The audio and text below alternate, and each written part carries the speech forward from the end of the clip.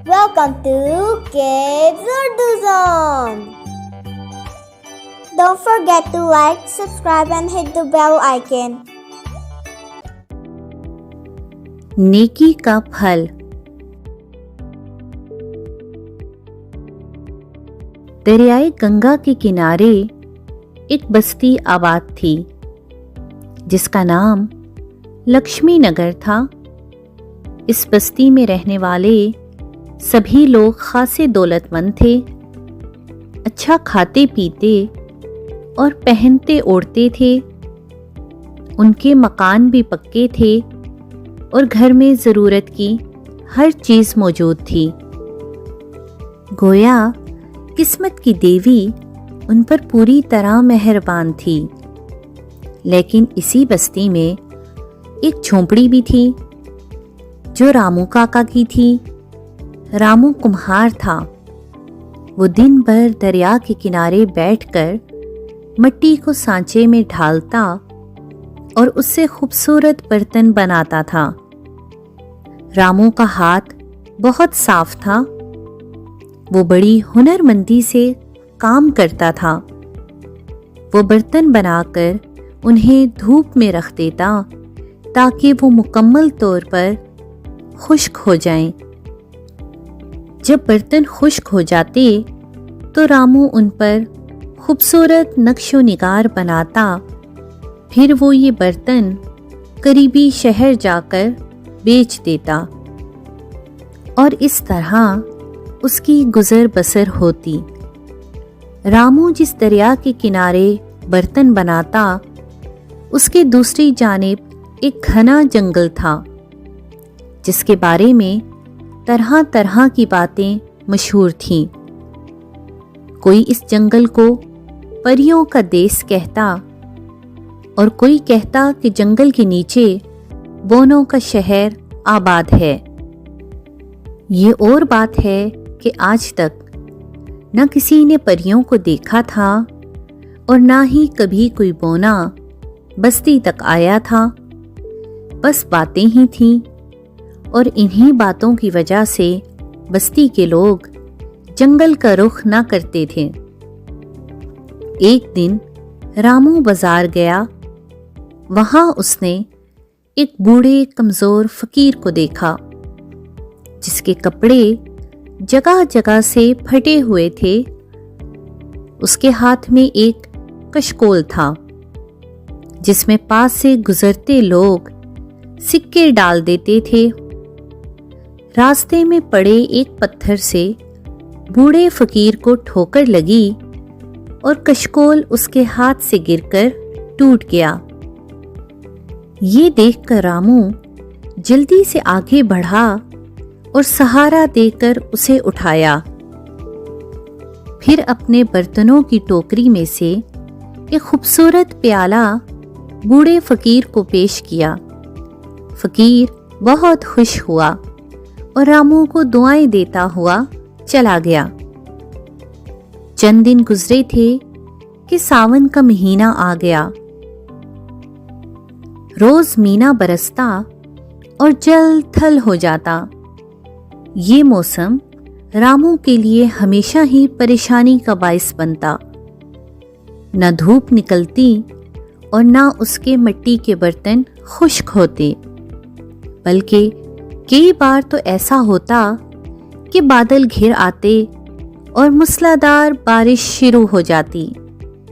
ऐसे में रामू के बर्तन मिट्टी में मट्टी हो जाते और वो बेचारा खाली हाथ रह जाता।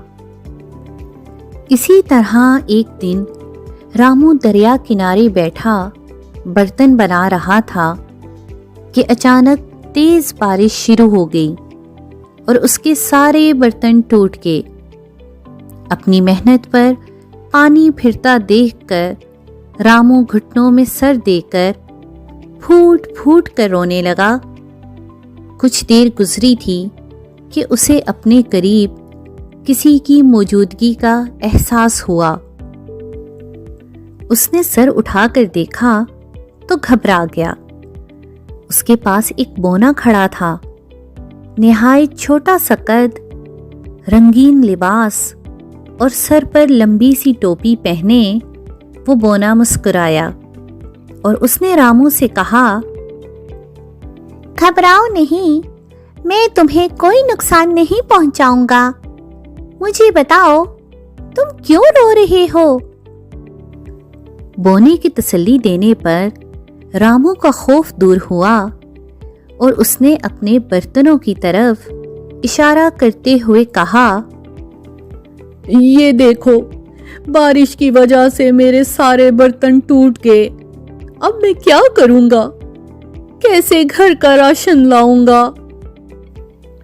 بونے نے کہا، بس اتنی سی بات، تم مٹی کے برتن ٹوٹنے پر پریشان ہو، میرے ساتھ آؤ، میں تمہیں ایسا برتن دوں گا جو کبھی نہیں ٹوٹے گا۔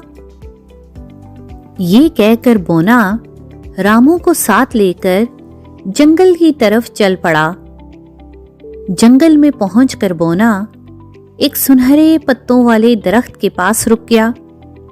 بونے نے منہ ہی منہ میں کوئی منتر پڑھا تو دیکھتے ہی دیکھتے درخت اپنی جگہ سے سرک گیا اور درخت کی جگہ زیر زمین جاتی سیڑھیاں نظر آنے لگیں۔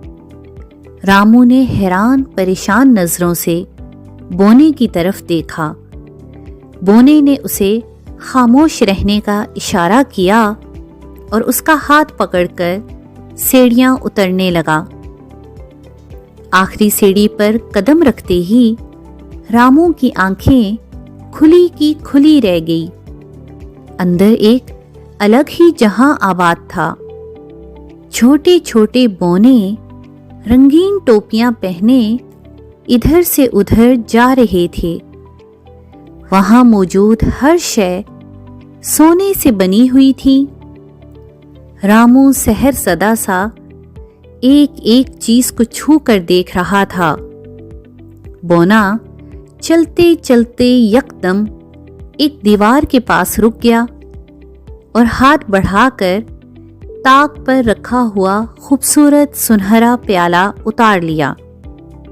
بونے نے وہ پیالہ رامو کو دیتے ہوئے کہا، یہ سونے کا پیالہ ہے اور اس کی خاص بات یہ ہے کہ تم جس برتن سے بھی اسے رگڑو گے وہ برتن بھی سونے کا بن جائے گا۔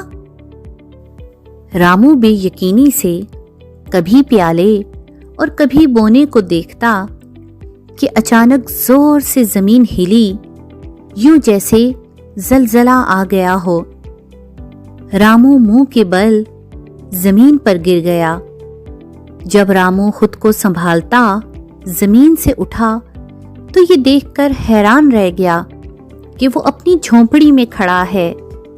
اس نے اپنے ہاتھ میں پکڑے پیالے کو غور سے دیکھا تو فوراً پہچان گیا۔ یہ وہی پیالہ تھا جو اس نے بوڑھے فقیر کو دیا تھا۔ سچ ہے، نیکی کبھی رائیگاں نہیں جاتی۔